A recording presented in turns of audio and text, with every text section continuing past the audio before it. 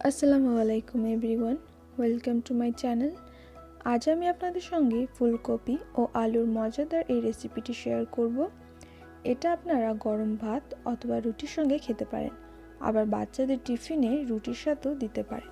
খেতে অনেক টেস্টি হয়। আশা করি আপনাদের পরিবারের ও আপনাদের বাচ্চাদের খুবই ভালো লাগবে। তাহলে আর কথা না বাড়িয়ে শুরু করে নিচ্ছি আজকের রেসিপি।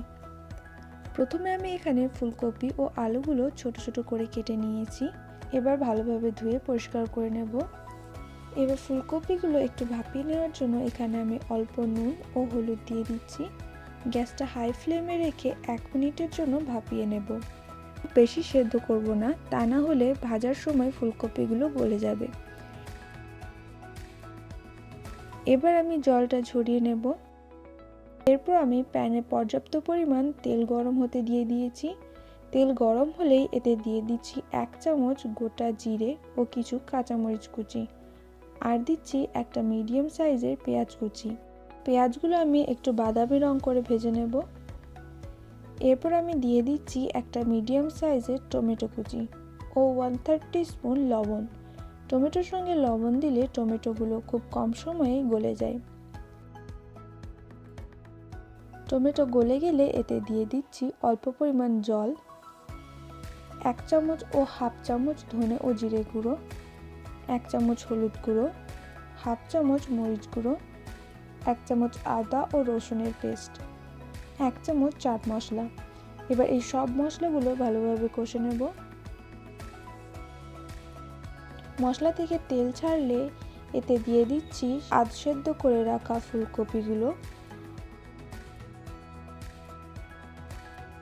এবার ফুলকপিগুলো ভাজা ভাজা করে ভেজে নেব।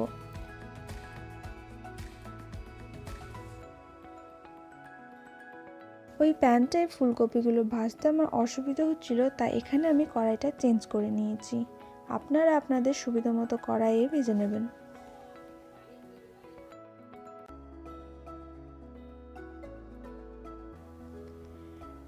পাঁচ মিনিট ভেজে নেওয়ার পর এতে দিয়ে দিচ্ছি কিছু ধনেপাতা কুচি ও একটু নাড়াচাড়া করে নিচ্ছি যাতে ধনেপাতাগুলো ভালোভাবে মিশে যায়।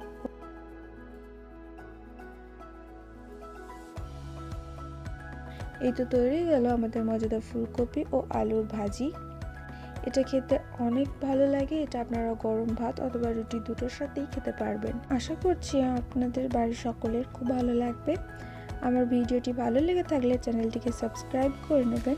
কোনো প্রশ্ন থাকলে কমেন্ট করে জানাবেন। ভিডিওটি শেষ পর্যন্ত দেখার জন্য অসংখ্য ধন্যবাদ। অনেক অনেক ভালো থাকবেন, সুস্থ থাকবেন। আল্লাহ হাফেজ।